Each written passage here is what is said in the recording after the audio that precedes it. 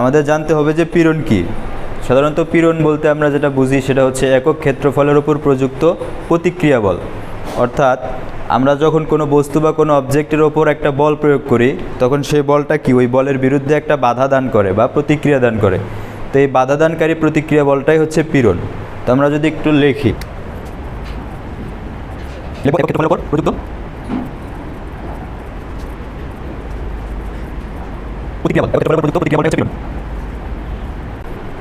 অর্থাৎ এফ ভাগ এ।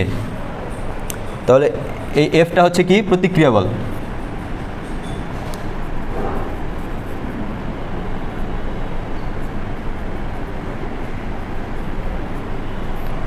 এখন একক ক্ষেত্রফলের উপরে প্রতিক্রিয়া বলটা পীড়ন ততক্ষণ থাকবে যতক্ষণ পর্যন্ত কি ওই বস্তুটা অক্ষত থাকবে, বিকৃত না হবে। তো এই পীড়নের হচ্ছে যদি আমরা এককের দিকে খেয়াল করি তাহলে এই এফ এটা হচ্ছে বল। তো এফ এর হচ্ছে ইউনিট থাকতে পারে, যদি এমকেএসে চিন্তা করি তাহলে নিউটন, সিজিএসে চিন্তা করলে কি হবে ডাইন, এফপিএসে হবে পাউন্ড। আর এটা হচ্ছে ক্ষেত্রফল। তো ক্ষেত্রফলের ইউনিট হবে হচ্ছে মিটার স্কোয়ার হতে পারে এমকেএসে, সিজিএসে হচ্ছে সেন্টিমিটার স্কোয়ার, আর এফপিএসে হচ্ছে ইঞ্চি স্কোয়ার। ফিট স্কোয়ারও হয়, ইঞ্চি স্কোয়ারও হয়। তো এটা হচ্ছে ইউনিট। তো ইউনিটের দিকে আমাদেরকে অবশ্যই খেয়াল রাখতে হবে, কারণ মেকানিক্যাল ইঞ্জিনিয়ারিংয়ের জন্য ইউনিট কনভার্সেশন খুবই গুরুত্বপূর্ণ একটা বিষয়। তো আমরা আস্তে আস্তে আরও ইউনিট কনভার্সেশন অনেক ভালোভাবে শিখব। তো এরপরে যদি আসি আমরা হচ্ছে পীড়ন, পীড়নের এই যে ক্ষেত্রফলটা আছে, আমরা যখন পীড়ন বের করব তখন মূলত যত ঝামেলা করবে এই ক্ষেত্রফলে।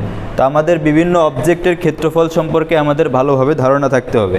তো আমরা আগে দেখে আসি যে পীড়ন আসলে কত প্রকার।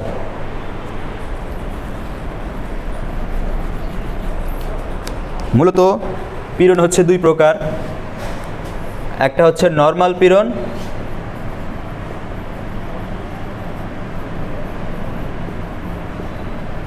নর্মাল পীড়ন, আর একটা হচ্ছে শিয়ার পীড়ন।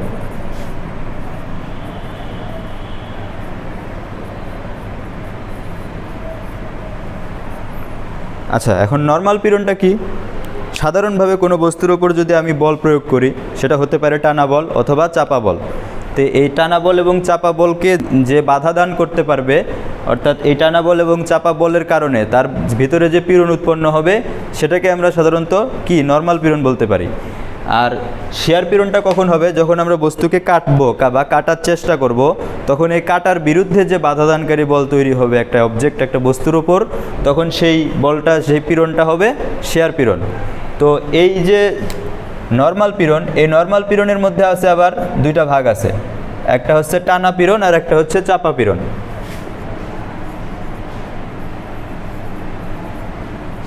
টানা পীড়ন আর একটা চাপা পীড়ন।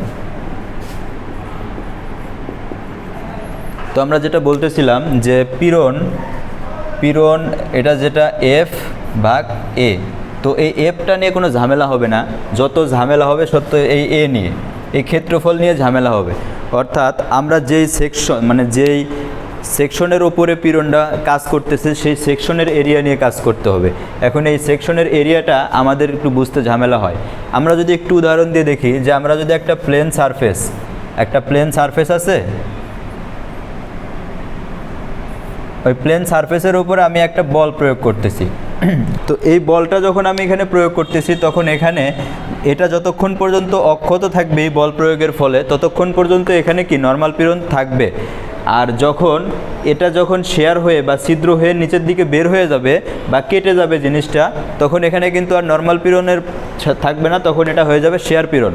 তো নর্মাল পীড়ন যখন আমরা চিন্তা করব, আচ্ছা এটা একটা গোলাকার সেকশন না, গোলাকার সেকশন এরকম হইতে পারে, এই সেকশনটা এরকম। তো যখন আমি বল প্রয়োগ করতেছি, এই যে কন্ট্যাক্ট সারফেস, এই কন্ট্যাক্ট সারফেসটা এখানে না, এই প্লেনের উপরে যে কন্ট্যাক্ট সারফেসটা আছে, এই যে কন্ট্যাক্ট সারফেস, তো এটা তো বল প্রয়োগ করতেছে। অর্থাৎ আমি যখন এখান থেকে বল প্রয়োগ করতেছি তখন এই প্লেনের উপরে এতটুকু সারফেস স্পর্শ করে আছে। তো এই স্পর্শ করে আছে এইটার এরিয়া আমাকে নিতে হবে।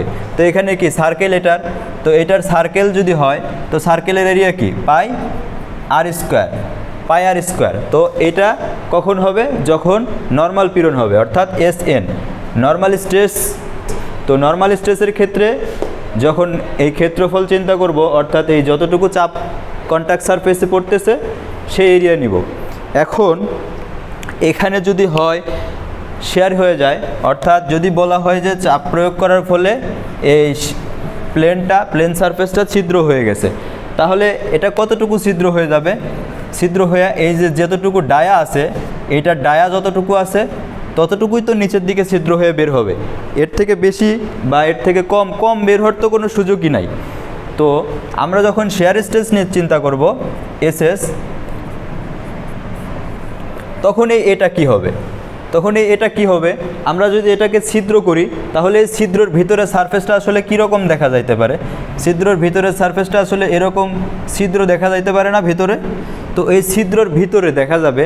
তো এই ছিদ্রর গভীরতাটা কতটুকু হইতে পারে? গভীরতাটা হবে এটার যতটুকু পুরুত্ব, এই যে প্লেন সারফেসটার পুরুত্ব যতটুকু, ততটুকুই তো গভীর হবে, তাই না? তো আমরা যদি একটু দেখি যে এটা যখন কাটলাম আমি, তখন এর ভেতরে তো একটা পুরুত্ব আছে। তো তখন আমার নিতে হবে যে এই যে কন্ট্যাক্ট সারফেস, আমি কিন্তু একটা কথা উচ্চারণ করছি যে কন্ট্যাক্ট সারফেস। যখন আমি নর্মাল পিরিয়ড নিয়েছিলাম তখনও এই যে কন্ট্যাক্ট সারফেস ছিল এখানে, যেটা এই যে এতটুকু ছিল সার্কেল বরাবর এই কন্ট্যাক্ট সারফেস ছিল। কিন্তু এখন কন্ট্যাক্ট সারফেস কি? যখন এটা কেটে বাইর দিয়ে ভেতরে পড়ে গেল নিচ দিয়ে, তখন কন্ট্যাক্ট সারফেস কি? এই যে এই সাইড বরাবর কন্ট্যাক্ট সারফেস না? এখন ধরো এই জিনিসটা কেটে এদিক দিয়ে বের হয়ে গেছে, তখন এই যে দুই পাশের যে সাইড বরাবর জায়গা, এই সাইড বরাবর জায়গাটাই কিন্তু কন্ট্যাক্ট সারফেস এখন। তো এই কন্ট্যাক্ট সারফেসটা যদি আমি বের করতে চাই তখন আসলে কি হবে? তখন আসলে এরিয়াটা হবে পরিধি ইন্টু এই যে পুরুত্বটা। অর্থাৎ এই যে সার্কেলটা সেমভাবে যদি আমি আরেকটা সার্কেল আঁকি তাহলে এরকম হতে পারে যে, আচ্ছা যদিও সার্কেলটা অত সুন্দর হয় নাই, তো একটু বুঝে নিতে হবে আর কি। তো এই যে সার্কেলটা, এই সার্কেল আর এই যে পরিধি পুরুত্বটা, তো এটা হচ্ছে কন্ট্যাক্ট সারফেস, তাই তো? তাহলে এ সমান আমরা কি বলতে পারি? 2 পাই। পরিধিটা কি? পরিধি হচ্ছে 2 পাই আর এই যে এটা হচ্ছে ব্যাসার্ধ, তাই তো? এই এটা হচ্ছে ব্যাস, তাহলে এইটার একটা ব্যাসার্ধ আছে, তাহলে 2 পাই আর ইন্টু এই যে পুরুত্বটা, অর্থাৎ যতটুকু কন্ট্যাক্ট সারফেস বরাবর এটা ছিদ্র হয়েছে সেই পুরুত্বটা ধরলাম টি। তো এটা এরকম হইতে পারে পাই, আর আমরা যদি ব্যাস দিয়ে করি তাহলে হচ্ছে পাই ডি ইন্টু টি। তো আমাদের এই ক্ষেত্রফলটা সবসময় খেয়াল রাখতে হবে যে আসলে কখন কোন ক্ষেত্রফলটা আমরা ব্যবহার করব। আচ্ছা, আরেকটা জিনিস যেটা জানা খুবই গুরুত্বপূর্ণ, সেটা হচ্ছে টেপার সেকশন যদি হয় তাহলে টেপার সেকশনের এরিয়াটা কেমন হবে? টেপার সেকশনের এরিয়াটা কেমন হবে? ধরো এরকম আছে টেপার সেকশনের এরিয়া। আচ্ছা, আমরা কি এই যে সার্কেলের এরিয়া কি পড়ছি? পাই ডি স্কোয়ার বাই 4 না? পাই ডি স্কোয়ার বাই 4 পড়ছি তো আমরা সার্কেলের এরিয়া। তো আচ্ছা, এখন যদি এখানে ডি স্কোয়ার মানে কি? আমার এরকম যদি থাকতো এটা, তাই না? এরকম যদি থাকতো এটা, তাহলে কি আমার এই পাই ডি স্কোয়ার বাই 4, কারণ এটা সার্কেল একটাই। কিন্তু এখন যদি দুই পাশে দুই রকম সার্কেল থাকে তাহলে দুই পাশে দুই রকম ডায়া থাকবে না? তো আমি এক পাশে বড় পার্শ্বের ডায়া ধরলাম বড় ডি, ছোট পার্শ্বের ডায়া ধরলাম ছোট ডি। এখন আমার কি হতে পারে? এখন এরিয়াটা কেমন হতে পারে? তো এই ডি স্কোয়ার ছিল ওখানে, তাহলে আমি ডি স্কোয়ারকে আমি দুইটা ডি দিয়ে দিলাম, তাহলে কি হতে পারে? এরিয়া সমান পাই বড় ডি ইন্টু ছোট ডি ভাগ 4, এরকমটা হবে। আচ্ছা, এতক্ষণ দেখলাম পীড়ন, এখন দেখব বিকৃতি। অর্থাৎ কোনো বস্তুর উপর বল প্রয়োগ করলে এটা যখন পীড়ন তার মানে প্রতিরোধ ক্ষমতার বাইরে চলে যায় তখন এই বস্তুটা বিকৃতি হয়ে যায়। অর্থাৎ আমি যদি একটা লোহার তার নেই, তো এখানে যদি আমি টানা বল প্রয়োগ করি, আগে তো এটা ধরলাম L1 ছিল, এখন এটাকে টানা বল প্রয়োগ করার ফলে এটা বেড়ে গেল, এখন তার পরিবর্তিত দৈর্ঘ্য হলো L2। আগে ছিল L1, এখন টানা বল প্রয়োগ করার কারণে কি হয়ে গেল? L2 হয়ে গেল, অর্থাৎ দৈর্ঘ্য বৃদ্ধি পাইল। টানা বল প্রয়োগ করলে দৈর্ঘ্য বৃদ্ধি পাবে, চাপা বল যদি প্রয়োগ করতাম তাহলে কি দৈর্ঘ্য শর্ট হয়ে যেত। ঠিক আছে? তো এখন আমরা যদি দেখি যে বিকৃতি হয়েছে, তাই তো? এতটুকু দৈর্ঘ্য তার বৃদ্ধি পাইছে, তাহলে এই যে দৈর্ঘ্য বৃদ্ধি পেল, ওই দৈর্ঘ্য বৃদ্ধিকে আমরা কতটুকু? ডেল এল, দৈর্ঘ্য বৃদ্ধিটা হচ্ছে ডেল এল, এটা হচ্ছে L2 ভাগ এল ওয়ান, অর্থাৎ বিকৃত দৈর্ঘ্য থেকে যদি আমরা আদি দৈর্ঘ্যটা বাদ দিই তাহলে এটা আমরা কি পাবো, দৈর্ঘ্যের পরিবর্তন। আচ্ছা, এখন এই বিকৃতিটা কি হবে? বিকৃতিটা হচ্ছে আদি দৈর্ঘ্যের সাপেক্ষে দৈর্ঘ্যের যে পরিবর্তনটা সেটা হচ্ছে বিকৃতি।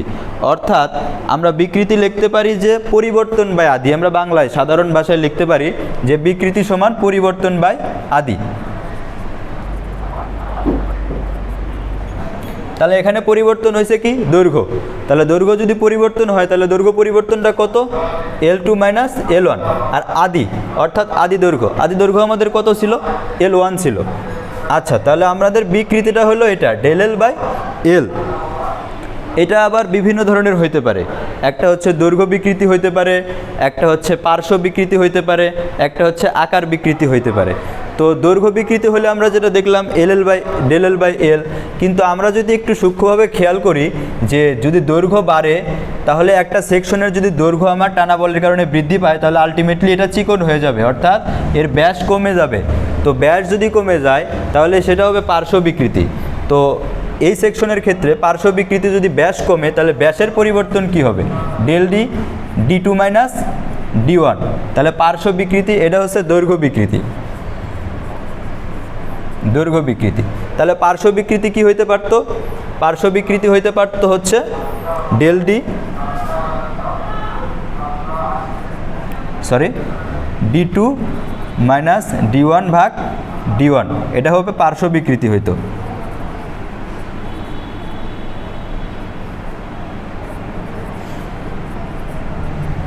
আমরা হয়তো অনেকেই জানি হুকস লটা কি?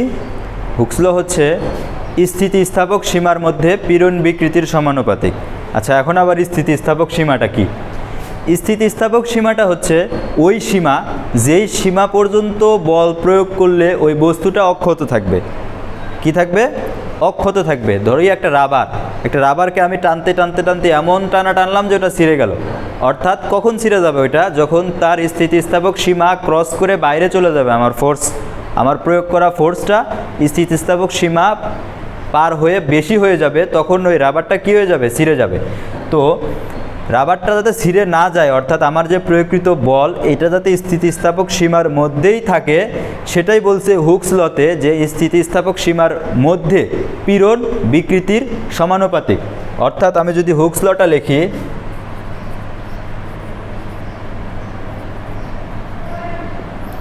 হুকস ল হচ্ছে স্থিতিস্থাপক সীমার মধ্যে পীড়ন বিকৃতির সমানুপাতিক, অর্থাৎ পীড়ন সমানুপাতিক বিকৃতি। তো পীড়ন সমানুপাতিক বিকৃতি, তো এটাকে আমরা লিখতে পারি, পীড়ন কি ছিল আমার, এস ছিল, সমানুপাতিক বিকৃতিকে আমরা ডেল লিখতে পারি। আচ্ছা, তাহলে এস সমানুপাতিক ডেল। এখন এই সমানুপাতিকটাকে উঠাইতে গেলে আমার একটা সমানুপাতিক ধ্রুবক লাগবে। তো এই সমানুপাতিক ধ্রুবকটাকে আমরা ই লিখতে পারি। আচ্ছা, আমরা জানি ইয়াং মডুলাস।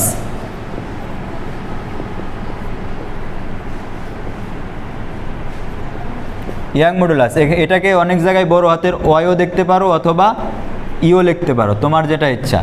তো আমরা ইটাকে একটু স্ট্যান্ডার্ড মনে হয় তো ই লিখি। তাহলে S is equal to E del. আচ্ছা, তাহলে আমরা যখন এই ইটা যদি বের করি, এস বাই ডেল, অর্থাৎ এই যে ইয়াং মডুলাসটা কি হচ্ছে, তাহলে এখন পীড়ন বিকৃতির অনুপাত। তাহলে আমরা এভাবে লিখতে পারি যে পীড়ন বিকৃতির অনুপাতকে কি বলে, ইয়াং মডুলাস বলে। আচ্ছা, এখন আমরা একটু আগে যে শিখে আসলাম এই পীড়ন আর বিকৃতিটা, কি শিখে আসলাম একটু দেখি। তো এই যে পীড়ন এস ইজ ইকুয়াল টু আমরা কি শিখছিলাম, এফ ভাগ এ শিখছিলাম। আর এই বিকৃতি শিখছিলাম আমরা কি, দৈর্ঘ্যের ক্ষেত্রে যদি আমরা চিন্তা করি তাহলে দৈর্ঘ্য বিকৃতি কি, দৈর্ঘ্য পরিবর্তন বাই আদি L2 মাইনাস L1 ভাগ L1। এটাকে আমরা লিখতে পারি হচ্ছে ডেল এল ভাগ এল লিখতে পারি। আচ্ছা, তাহলে এই পীড়ন আর বিকৃতির মানটা যদি আমি এখানে বসাই দেই তাহলে দেখো আমি ই এর একটা মান পাবো। আচ্ছা, এফ ভাগ এ, এস সমান কী ছিল, এফ ভাগ এ, আর ডেল সমান কী ছিল, ডেল এল ভাগ এল। তো এটাকে যদি আমি নিচেরটাকে যদি আমি উল্টাই দিই তাহলে কি হচ্ছে, এফ ভাগ এ গুণন এই এলটা উপরে উঠে যাবে ভাগ ডেল এল। তাহলে আলটিমেটলি আমার ই সমান কি দাঁড়ালো, আলটিমেটলি ই সমান দাঁড়ালো এফ এল ভাগ এ ডেল এল। এটা হচ্ছে আমার ইয়াং মডুলাস। তো young modulus E is equal two F L ভাগ এ ডেল এল। এটা কিসের ক্ষেত্রে গেল? আমার দৈর্ঘ্যের ক্ষেত্রে। তাহলে দৈর্ঘ্যের ক্ষেত্রে যদি আমার পরিবর্তনে যে পীড়ন বাই বিকৃতিটা নিছি, এই বিকৃতিটা নিছি কিসের? দৈর্ঘ্যের। তো দৈর্ঘ্যের বিকৃতি নিছি, তাহলে এটাকে যদি আমরা জাস্ট আয়তন বানাই দেই, তাহলে আমরা আয়তনের ক্ষেত্রে কি হবে? আয়তনের ক্ষেত্রে আমার জাস্ট হচ্ছে এই যে এই ডেলটা চেঞ্জ হয়ে যাবে। তখন আগে নিয়েছিলাম আমরা দৈর্ঘ্য বিকৃতি, আর এবার হবে আয়তন বিকৃতি। তো এটা হচ্ছে ছিল দৈর্ঘ্য প্রসারণ গুণাঙ্ক।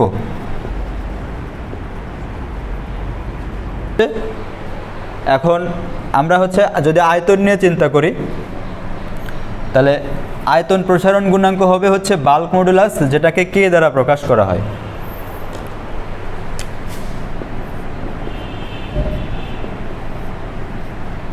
আয়তন প্রসারণ গুণাঙ্ক বাল্ক মডুলাস।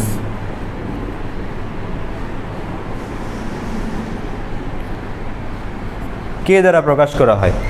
তো এখন আমরা এই সমানুপাতিকটা উঠায়া আমরা আয়তন প্রসারণের ক্ষেত্রে আমরা এই সমানুপাতিক ধ্রুবক কি বসাবো? কে বসাবো।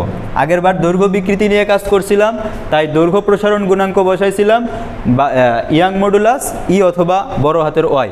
কিন্তু এবার আমরা আয়তন প্রসারণ নিয়ে কাজ করব, এজন্য আমরা আয়তন প্রসারণ গুণাঙ্ক বসাবো, আর আয়তন প্রসারণ গুণাঙ্ক হচ্ছে বাল্ক মডুলাস কে।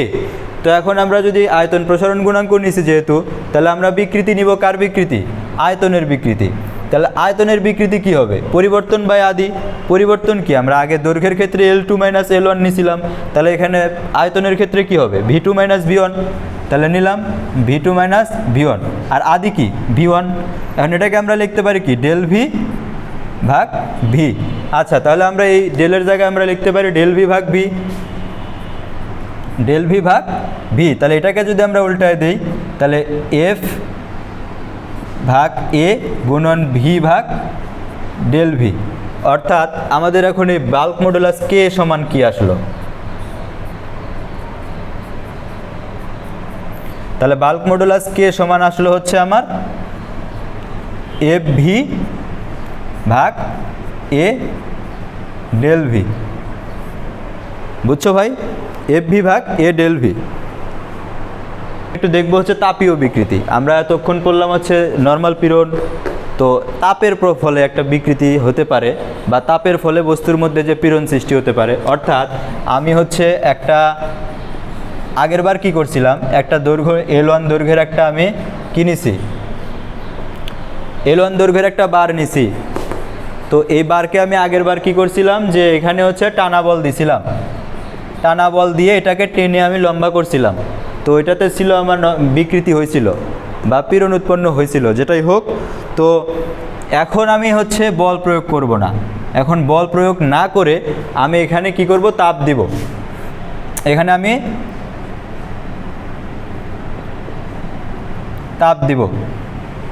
তো এটাকে যদি আমি তাপ দিই, তো এটা তো মেটাল, তো এটাকে যদি আমি তাপ দিই তাহলে কি হবে?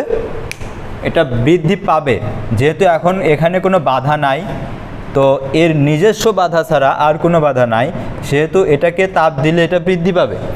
তো বৃদ্ধি পাইলে এটার আকার পরিবর্তন হবে। তো আগে L1 ছিল, এখন হবে হচ্ছে L2। L2 এখানেও কিন্তু একটা দৈর্ঘ্য পরিবর্তন হলো। দৈর্ঘ্য পরিবর্তন ডেল এল সমান L2 মাইনাস L1। তো এই যে দৈর্ঘ্যটা পরিবর্তন হলো, এই দৈর্ঘ্য পরিবর্তনটা এখন আমরা তাপীয় ক্ষেত্রে চিন্তা করব। তাপীয় ক্ষেত্রে কিভাবে চিন্তা করতে পারি, যে আমাদের হচ্ছে আগে ছিল L1 দৈর্ঘ্য, তাহলে L1 দৈর্ঘ্যের আমি তাপমাত্রা যে কোনো একটা তাপমাত্রা এখানে ছিল ধরে নিলাম। তো যখন আমি তাপ দিলাম, এটার তাপমাত্রা বৃদ্ধি পাইলো। তো তাপমাত্রা বৃদ্ধি পাওয়ার কারণে দৈর্ঘ্যও বৃদ্ধি পাইলো। তো আমরা যদি একটু সাধারণভাবে চিন্তা করি, আচ্ছা এটা আমরা কী পড়তেছি? তাপীয় পীড়ন, তাই তো? আচ্ছা, তাহলে তাপমাত্রা যেটা ছিল, আমি আবার একটু তাপমাত্রা বাড়ানোর কারণে এই দৈর্ঘ্য বৃদ্ধি পেল। তার মানে তাপমাত্রাও বৃদ্ধি পাইছে, দৈর্ঘ্যও বৃদ্ধি পাইছে। তো আগে ছিল L1, তো আমি যদি L1 এর সাপেক্ষে লিখি যে L1 দৈর্ঘ্যের তাপমাত্রা T2 মাইনাস T1 বা ডেল টি বৃদ্ধি করার কারণে দৈর্ঘ্য বৃদ্ধি পাইল কত? L2 minus L1। আমার ধরলাম আগে একটা তাপমাত্রা ছিল T1, আর যখন এটা তাপ দিয়ে এখানে বৃদ্ধি পাওয়ার পরে এখন এখানে আছে T2। তাহলে আমি এখানে লিখতে পারি যে L1 দৈর্ঘ্যের একটা বস্তুর বা L1 দৈর্ঘ্যের তাপমাত্রা T2 - T1 পরিবর্তনের কারণে এর দৈর্ঘ্য পরিবর্তন হলো L2 - L1।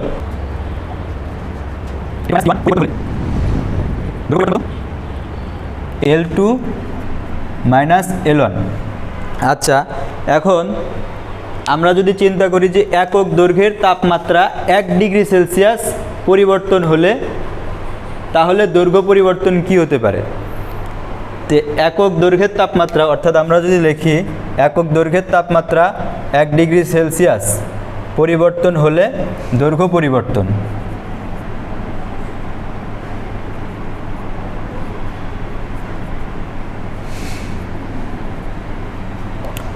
এখানে কি ছিল? L2 -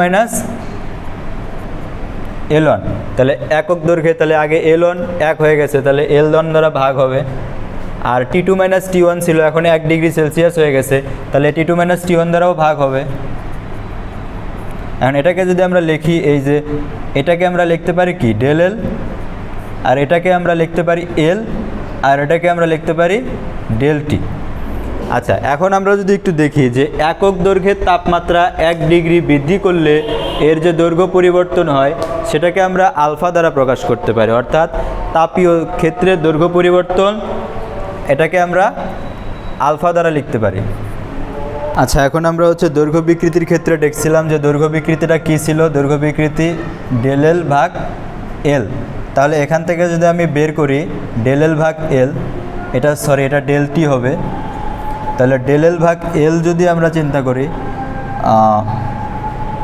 del L ভাগ L রেখে দিলাম, আর del T কে যদি আমি এ পাশে চিন্তা করি তাহলে হচ্ছে আলফা del T। আচ্ছা, del L L2 - L1 del T সমান হচ্ছে T2 - T1।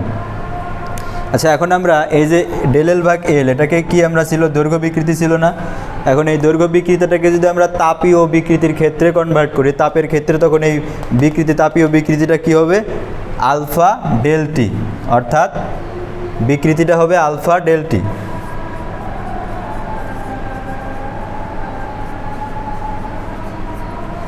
তাপীয় বিকৃতি কি হচ্ছে? Alpha del T।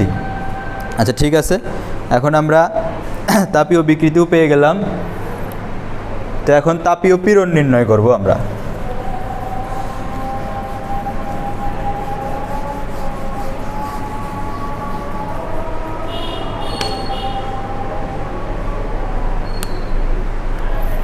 তাহলে পীড়ন বিকৃতির অনুপাতকে আমরা জানতাম হচ্ছে ইয়াং মডুলাস ওয়াই, তাপের ক্ষেত্রে আমরা YT দিয়ে লিখলাম। তাহলে YT সমান হচ্ছে পীড়ন ভাগ বিকৃতি, পীড়ন ভাগ বিকৃতি। তো একটু আগে আমরা তাপীয় বিকৃতি পাইলাম হচ্ছে আলফা del T। তাহলে আলফা del T, তাহলে আমরা যদি এখান থেকে পীড়ন বের করি, পীড়ন কি হবে? YT into alpha del T। তো এটাকে আমরা লিখব পরে যে এই যে ওয়াইকে আমরা ওয়াই আলফা del Tও লিখতে পারি, অথবা আমরা যা একটু আগে দেখছিলাম যে ওয়াই আর ই সমান ওয়াই আর ই, যেটাই থাকুক না কেন সেটাই আমরা লিখতে পারি। তো এখানে আমরা কি ই আলফা del Tও লিখতে পারি। এটা কি পাইলাম আমি? তাপীয় পীড়ন, অর্থাৎ তাপীয় বিকৃতি পাইলাম আলফা del T, তাপীয় পীড়ন পাইলাম ই আলফা del T। এখন পয়জন রেশিও আমরা একটা জিনিস শিখব, সেটা হচ্ছে পয়জন রেশিও। পয়জন রেশিওটা কি? এখন পয়জন রেশিও হচ্ছে পার্শ্ব বিকৃতি ও দৈর্ঘ্য বিকৃতির অনুপাত। পার্শ্ব বিকৃতি দৈর্ঘ্য বিকৃতির অনুপাতকে পয়জন রেশিও বলা হয়। এখন আমরা একটু আগে দেখছিলাম যে আসলে পার্শ্ব বিকৃতিটা কি। পার্শ্ব বিকৃতিটা ছিল হচ্ছে ডি, মানে যদি আমি, এটার তো একটা ডায়া আছে তাই না, এটার একটা ডায়া আছে ডি, তো এটাকে যদি আমি টানে চাপা মানে বিকৃতি ঘটাই, দৈর্ঘ্য বরাবর যদি দৈর্ঘ্য বৃদ্ধি পায় তাহলে এটা চিকন হয়ে যাবে, অর্থাৎ ছোট ডি হয়ে যাবে তখন। তো এই যে দৈর্ঘ্যের লম্বা দৈর্ঘ্য বৃদ্ধি পাওয়ার কারণে ব্যাস যে কমে গেল, এটা হচ্ছে পার্শ্ব বিকৃতি। তো তো পার্শ্ব বিকৃতিকে আমরা যে ডেল ডি লিখছিলাম, ডেল ডিকে আমরা এই যে বড় ডি মাইনাস ছোটো ডিও লিখতে পারি। আচ্ছা যাই হোক, তাহলে এটা হচ্ছে পার্শ্ব পরিবর্তন। আর এই পার্শ্ব পরিবর্তনকে যদি আমরা ডেল ডিকে যদি আমরা আদি ডি ডি দ্বারা ভাগ দিই, তাহলে এটা হবে হচ্ছে পার্শ্ব বিকৃতি। পার্শ্ব বিকৃতি, তাহলে পার্শ্ব বিকৃতি আর হচ্ছে দৈর্ঘ্য বিকৃতির অনুপাতকে আমরা কি বলতে পারি? Poison ratio. পার্শ্ব বিকৃতি দৈর্ঘ্য বিকৃতির অনুপাতকে পয়জন রেশিও বলতে পারি। Poison ratio. তাহলে হচ্ছে সিগমা সমান পার্শ্ব বিকৃতিটা কি?